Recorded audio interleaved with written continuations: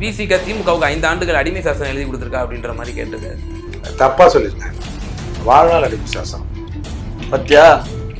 இப்ப என்கிட்ட கேட்ட கேள்விக்கு அவர் முந்திக்கிட்டு சொல்றாரு. ஏன்னா அவங்க அண்ணன் தான் அவரு. ஆமா, அண்ணனை பத்தி ஏன்னா தம்பி தெரியும். அண்ணன் எவ்வளியும் தம்பி ஆமா. சயின்டிபிக்கான்னு யார் சொல்றா? நீதிபதியா சொல்றாரு. சயின்டிபிக்கா என்கொயரி பண்ணி எல்லாத்தையும் பண்ணி எங்கள்கிட்ட தாக்கல். செந்தில் பாலாஜிக்கு ஜாமீன் கொடுக்கலாம். அப்ப நீதிபதி ஒரு பயஸ் ஆயிட்டாருன்றீங்க. வந்து பொன்முடிக்கு வந்து தண்டனை கொடுத்தா அது தப்புன்றீங்க. அப்பெல்லாம் ஒத்துக்க மாட்டீங்க நீதிமன்றத்தை. சார், நீதிமன்றத்தை ஒத்துக்கலைனால அண்ணா யூனிவர்சிட்டி வந்து அதிகாரிகள் நடவடிக்கை இருக்குன்னா நான் ஒத்துக்க மாட்டேன் போறீங்க. எங்க சந்தர்ப்ப சூழ்நிலைக்கு தகுந்த மாதிரி தாங்க நாங்கள் பச்சோந்தி தானே. நாங்க ஆட்சியில இருக்கோம். பச்சோந்தி நாங்க ஒரே ஸ்ட்ரெயிட் பார்வர்ட். இதோட யார் முடியும்? நாங்க ஸ்ட்ரெயிட் பார்வர்டா எங்களால நடக்க முடியாதுங்க. நாங்க வளைஞ்சு நெளிஞ்சு கொடுத்து தான் நாங்க ஆட்சி பண்ண இயலும். புரிஞ்சுக்கோங்க. காரணம் உங்களுக்கும் தெரியும், எனக்கும் தெரியும், அரசுக்கும் தெரியும். ஏங்க ஜாதி வாரி கணக்கெடுப்பு எடுத்தோம்னா ஏற்கனவே இருக்கிற உள் ஒதுக்கீடுல தான் ஒதுக்கீடு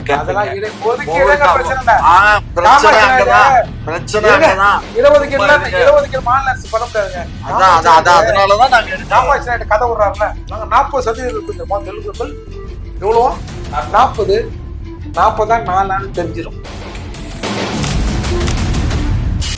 கண்டாம்ட வாட்டர் வந்து ஏதோ கெட்டு போயிருக்கு, அது வேற. அதனால மலம் கலந்த தண்ணியை குடிச்சா ஆஸ்பத்திரிக்கு வயிற்றால போகுமா? இதெல்லாம் என்னயா அநியாயமா இருக்கு. ஒரு கிளாஸ் எடுப்பா. அந்த கக்கூஸ் கொஞ்சம் டீ எடுத்து காமாட்சி கொடுப்போம்.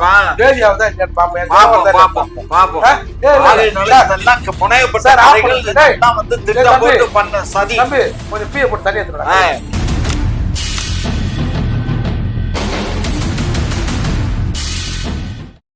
குக்கு செய்திகள் நேயர்களுக்கு அன்பு வணக்கம். இன்றைய சிறப்பு விவாத நிகழ்ச்சியில் நம்மோடு இணைந்திருக்கும் சிறப்பு விருந்தினர்கள் புரட்சி தமிழகம் கட்சியினுடைய நிறுவன தலைவர், வழக்கறிஞர், மரியாதைக்குரிய திரு ஏர்போர்ட் மூர்த்தி அவர்களும், மேலும் திமுகவை சேர்ந்த முனைவர் திரு காமாட்சி நடை அவர்கள். சார் வணக்கம். வணக்கம். அதிமுகவினுடைய முன்னாள் அமைச்சர் ஜெயக்குமார் அவர்கள் பிரஸ் மீட்டை ஒரு விஷயத்தை வெளிப்படுத்தியிருக்கிறாரு. விசிக இந்த வேங்கை வேல் சம்பந்தமாக பிரஸ் மீட் கொடுக்கும்பொழுது விசிக திமுகவுக்கு 5 ஆண்டுகள் அடிமை சாசனம் எழுதி கொடுத்துருக்கா அப்படின்ற மாதிரி கேட்டிருக்காரு. தப்பா சொல்லியிருக்காரு. வாழ்நாள் அடிமை சாசனம் பத்தியா? இப்ப என்கிட்ட கேட்ட கேள்விக்கு அவர் முந்திக்கிட்டு சொல்றாரு. ஏன்னா அவங்க அண்ணன் தான் அவரு. ஆமா, அண்ணனை பத்தி ஏன்னா தம்பி தெரியும். அண்ணன் எவ்வளியும் தம்பி ஆமா, தம்பி அவ்வளிதான். ஆமா, அவ்வளியா? அவ்வளின்னா என்ன? அவரு திமுக அவர் இப்ப பாரதிய ஜனதாவுக்கு அவர் அடிமை சாசனம் எழுதி அந்த ஸ்டாம்ப் பேப்பர் வாங்கி அதை டைப் பண்ணி கொடுத்தாரு. நான் கையெழுத்து போட்டு கொடுத்துருக்காரு. இப்ப அவர் என்ன கையெழுத்து போட்டு கொடுத்தாரு? திரும்ப என்ன கையெழுத்து போட்டு கொடுத்தாரு? எங்கள் கூட்டணி கூட்டணிங்கிறது வேற, வேங்கைவேலுக்கு எதிராக திமுக மீது கலக குரல் எழுப்பாம, திமுகவுக்கு நெருக்கடி கொடுக்காம, மதம் மாற போறேன்னு சொல்லி இப்போ சம்பந்தமே இல்லாம இப்போ வேற ஒரு டைவர்ட் பண்றாரா இல்லையா சார்? அது மூலமா விஷயம் புரிஞ்சுக்கோ. நீதிமன்றத்துல வழக்கு நடக்குது. சயின்டிபிக்கான்னு யார் சொல்றா? நீதிபதியா சொல்றாரு. சயின்டிபிக்கா என்கொயரி பண்ணி எல்லாத்தையும் பண்ணி எங்கள்கிட்ட தாக்கல். செந்தில் பாலாஜிக்கு ஜாமீன் கொடுக்கலாம். அப்ப நீதிபதி ஒரு பயஸ் ஆயிட்டாருன்றீங்க. வந்து பொன்முடிக்கு வந்து தண்டனை கொடுத்தா அது தப்புன்றீங்க. அப்பெல்லாம் ஒத்துக்க மாட்டீங்க நீதிமன்றத்தை. சார், நீதிமன்றத்தை ஒத்துக்கலைனால அண்ணா யூனிவர்சிட்டி வந்து அதிகாரிகள் நடவடிக்கை இருக்குன்னா நான் ஒத்துக்க மாட்டேன் போறீங்க. போனாலும் மறுபடியும் அந்த பணத்தை கட்டுன்னு சொல்லிட்டான்ல. பாருங்க தீர்ப்பு, இங்க பாருங்க. நீதிமன்ற தலைவர் சொல்றாருல, அவருக்கு வேணும்னா இது வழங்கப்பட்ட நீதிபாரு, அவருக்கு வேணும்னா இது வாங்கப்பட்ட நீதிபாரு. எங்க சந்தர்ப்ப சூழ்நிலைக்கு தகுந்த மாதிரி தாங்க நாங்கள் நாங்க ஆட்சியில இருக்கோம். நாங்க ஒரே ஸ்ட்ரெயிட் பார்வர்ட். இதோட யார் முடியும்? நாங்க ஸ்ட்ரெயிட் பார்வர்டா எங்களால நடக்க முடியாதுங்க. நாங்க வளைஞ்சு நெளிஞ்சு கொடுத்து தான் நாங்க ஆட்சி பண்ண இயலும். புரிஞ்சுக்கோங்க. நாங்க வந்து எடுத்தோம் கவிழ்த்தோம் கண்ணாடி பாத்திரமா கம்முன்னு போல உடைக்கிறதுக்கு. யாருக்கு நெளிந்து கொடுத்து? மக்களுக்கு. யாருக்கு குடிந்து கொடுத்து? மக்களுக்கு. எல்லாமே மக்களுக்கு. மக்களுடைய ஆட்சி மக்களுக்காகத்தான். சரி, என்ன இதெல்லாம் கைண்டிக்கிட்டு போச்சா? நான் கீழே போயிட்டு வந்தேன்ல, பாக்கல நீங்க? நீங்க அது அப்புறம் 75 கோடி சும்மாவா? இல்ல, இப்போ நீங்க எப்படி சார் பாக்குறீங்க ஜெயக்குமார் அவருடைய ஸ்டேட்மெண்ட்டை? இது வந்து சார், இது எல்லாருக்குமே தெரிஞ்சது தானே சார். நீங்க என்ன பிரச்சனை வந்தாலும் விமர்சனம் பண்ற மாதிரி பண்ணுவாங்க. நீங்க திமுக கூட்டணி விட்டு வெளியேறீங்களா?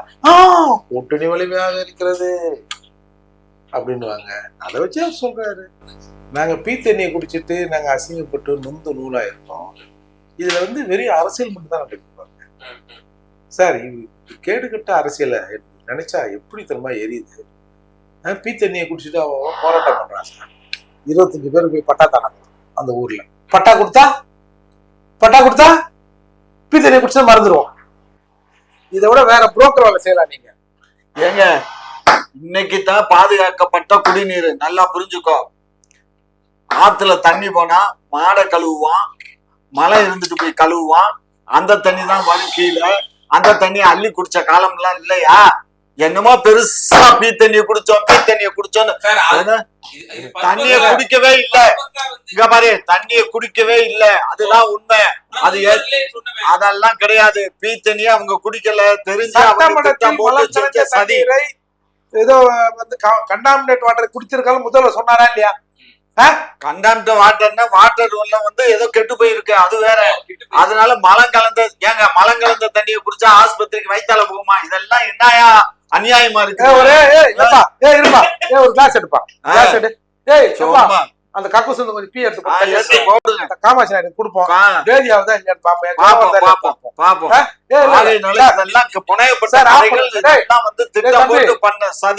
கொஞ்சம் பீயை போட்டு தண்ணி எடுத்துடா. இதெல்லாம் திட்டம் போட்டு பண்ற சதி திட்டம். குடிக்க சொல்லுவோம் சார்.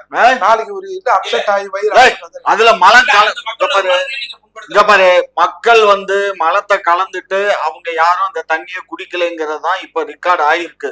சும்மா கதை ஆஸ்பத்திரியில அட்மிட் ஆனதுக்கு இதுக்கு சம்மந்தம் இல்லடா. என்ன பேசுற நீ? ஏன் ரொட்டி தராங்க? எங்களுக்கு காவல்துறை என்ன கொடுக்குதோ அதை பேச முடியும். காவல்துறையை விசாரணை சயின்டிபிக்க விசாரணை பண்ணி சொல்லுது. ஆஸ்பத்திரியில ரொட்டி தராங்க சார். ரொட்டி திங்கிறது இவனுக்கு போய் ஹாஸ்பிட்டல் அட்மிட் ஆயிருக்கானோ சார்? இருக்கலாம். பால் குடுக்குறான், ரொட்டி குடுக்குறான், அது கூட போய் இருப்பானுங்க. யாரு கட்டா? பாத்தியா? இதான் சாதி வன்மம், இதான் சாதி வன்மமா பாத்துக்க. இதான் திராவிட.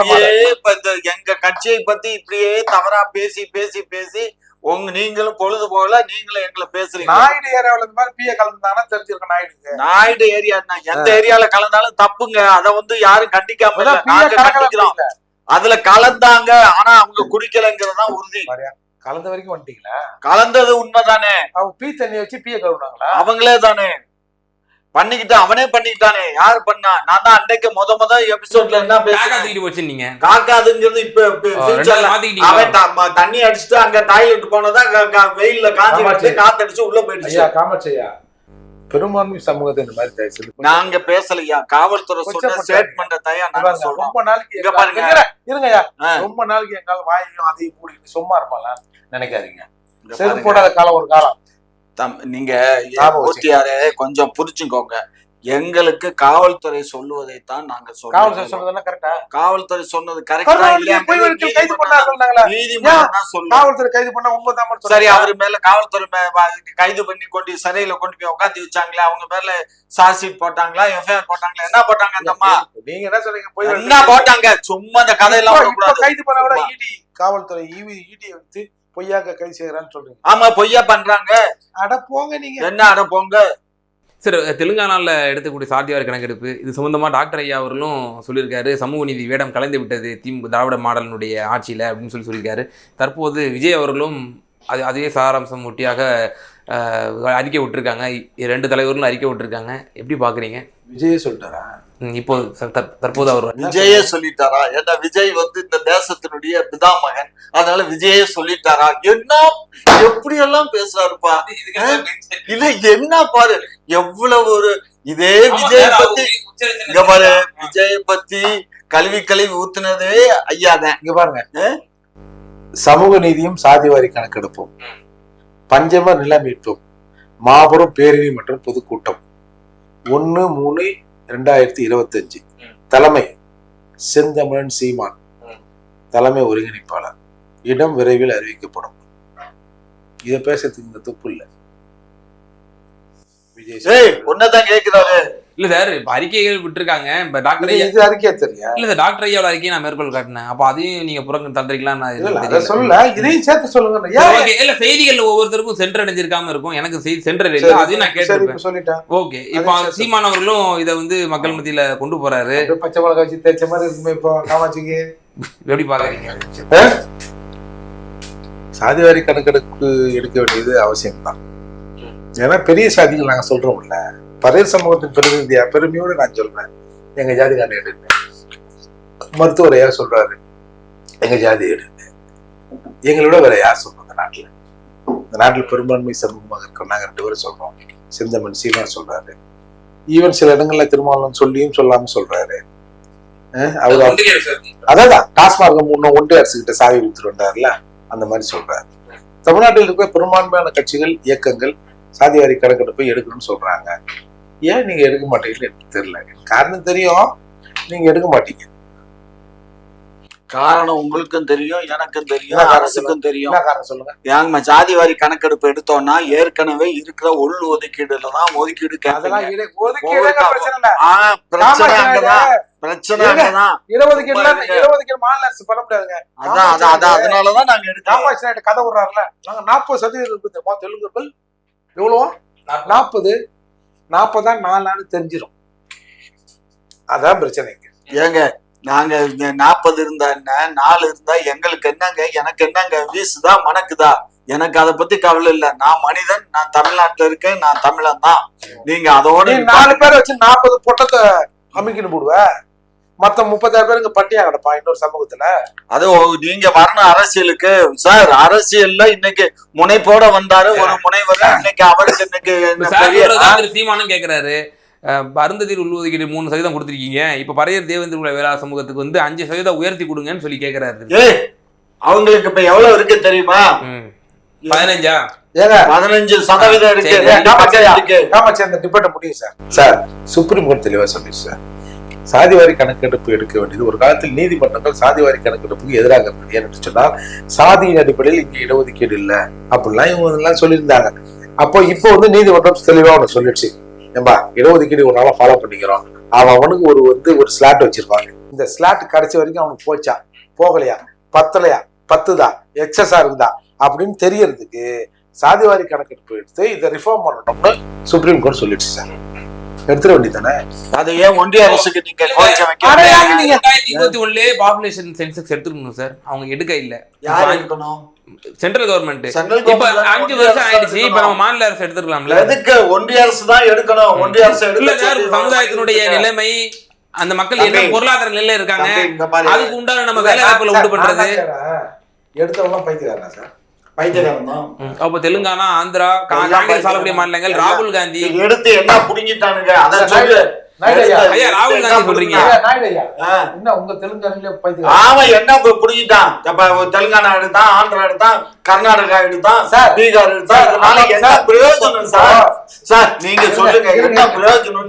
கிளாஸ் ரூம் இருக்கு சார், சாதாரண சிம்பிள்.